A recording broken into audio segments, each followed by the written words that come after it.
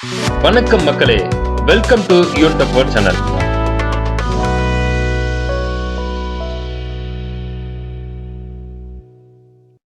இன்னைக்கு நம்ம இந்த வீடியோல பார்க்கக்கூடிய ரொம்பவும் முக்கியமான இன்ஃபர்மேஷன் என்ன அப்படின்னு பார்த்தீங்கன்னா, நம்மள நெறைய பேருக்கு ஒரு ஆசை இருக்கும். வாழ்நாளில் நான் ஒரு அபார்ட்மெண்ட் வாங்க வேண்டும், அல்லது ஒரு மனை வாங்க வேண்டும், அல்லது ஒரு விவசாய நிலமோ அல்லது காலி நிலத்தையோ வாங்க வேண்டும் என்பது நெறைய பேரோட குறிக்கோள்.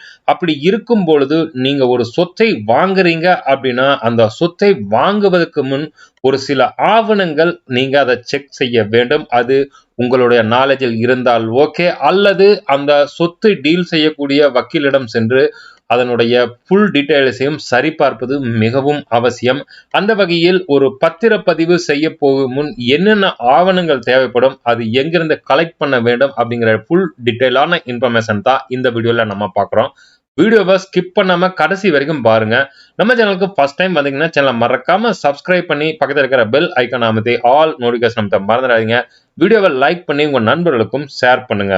ஒரு சொத்தை வாங்கும் பொழுது அதனுடைய ஆவணங்கள் சொத்தின் உரிமை சீராக மற்றும் சட்டப்பூர்வமாக மாறுவதை உறுதி செய்வதற்கு அந்த நிலத்துக்கு உண்டான அனைத்து ஆவணங்களையும் நீங்கள் சரிபார்க்க வேண்டும். அந்த வகையில் என்னென்ன ஆவணங்கள் அவசியம் என்பதை தான் இங்க நம்ம பார்க்கிறோம். ஒரு விற்பனையாளரிடமிருந்து நிலம் அல்லது வீடு, மனை போன்ற சொத்துக்கள் வாங்குவோருக்கு சொத்தின் உரிமையை மாற்றுவதை நிறுவும் முதன்மை ஆவணமாகும் அந்த பத்திரம். அதில் சொத்தின் விவரம், விற்பனை விலை, சம்பந்தப்பட்ட தரப்பினரின் பெயர்கள் போன்ற விவரங்கள் கட்டாயம் இடம் பெற்றிருக்கின்றன என்பதை நீங்க செக் செய்ய வேண்டும்.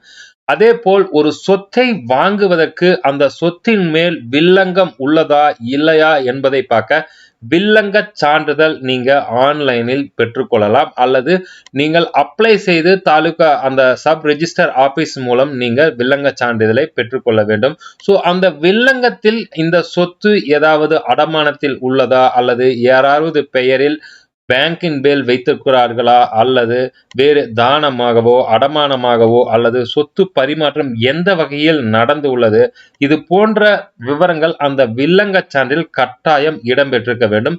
ஸோ அந்த சொத்தை வாங்குவதற்கு முன் இந்த வில்லங்க சான்றில் ஏதேனும் அந்த சொத்தின் பெயர் வில்லங்கம் இருக்கிறதா இல்லையா என்பதை தெளிவாக செக் செய்துதான் அந்த இடத்தின் மீது மேற்கொண்டு நீங்கள் காரியம் செய்ய வேண்டும். அதுக்கப்புறம் பாத்தீங்க அப்படின்னா பட்டா சிட்டா விவரங்கள்.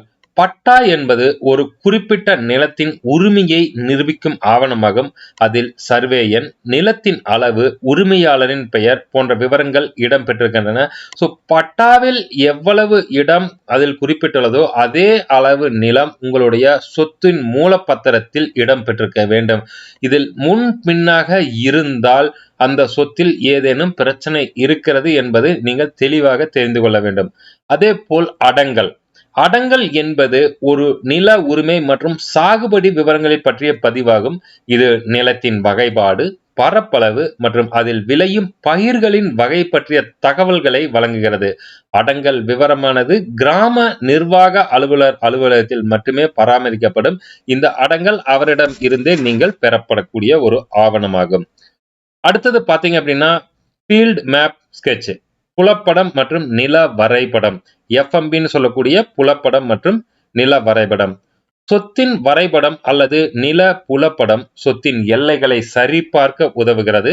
இது சொத்தின் உண்மையான எல்லைகளை பத்திரப்பதிவுக்கு முன்பாக சரிபார்ப்பதற்கு உதவுகிறது.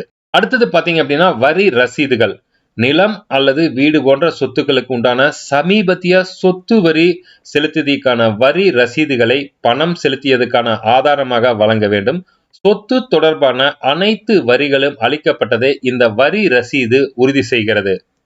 அதுக்கப்புறம் பாத்தீங்க அப்படின்னா அடையாளம் மற்றும் முகவரி சான்று. சொத்தை வாங்குபவர் மற்றும் விற்பவர் இருவரும் அவர்களுடைய அடையாள ஆவணமாக ஆதார் கார்டு, பாஸ்போர்ட் அல்லது வாக்காளர் அடையாள அட்டை போன்ற ஆதாரங்களை அடையாள மற்றும் முகவரி ஆதாரத்தை வழங்க வேண்டும்.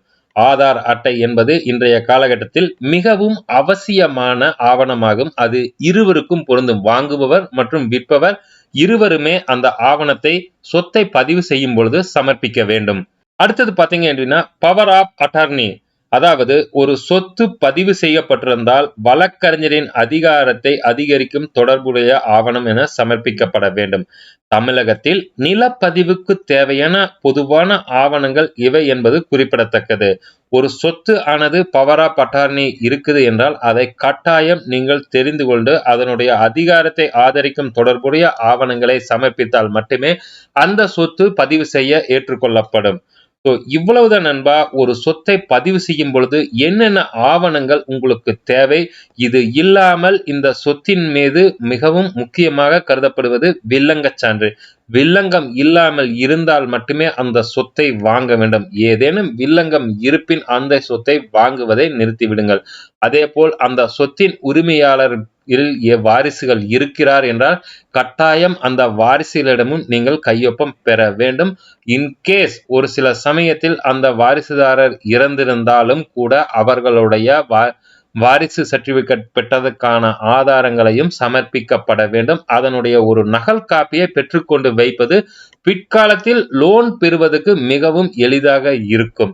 ஆகவே உங்களுக்கு தேவையான அனைத்து ஆவணங்களையும் சொத்து பதிவு செய்வதற்கு முன்பே நீங்கள் அவர்களிடமிருந்து சொத்து விற்பனை செய்பவர்களிடமிருந்து வாங்கி வைத்துக் கொள்வது மிகவும் நலம்.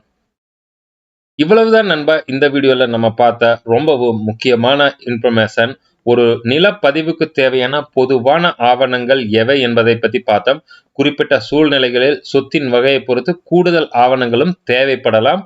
ஒரு சுமூகமான நிலப்பதிவு செய்முறைக்கு தேவையான அனைத்து ஆவணங்களும் உங்களிடம் உள்ளதா என்பதை உறுதி செய்து கொண்டு ஒரு சட்ட நிபுணர் அல்லது பதிவு செய்யப்பட்ட ஆவண எழுத்தாளருடன் கலந்து ஆலோசித்த பிறகு அதற்குண்டான டாக்குமெண்ட்டை நீங்கள் தயார் செய்யுங்கள்.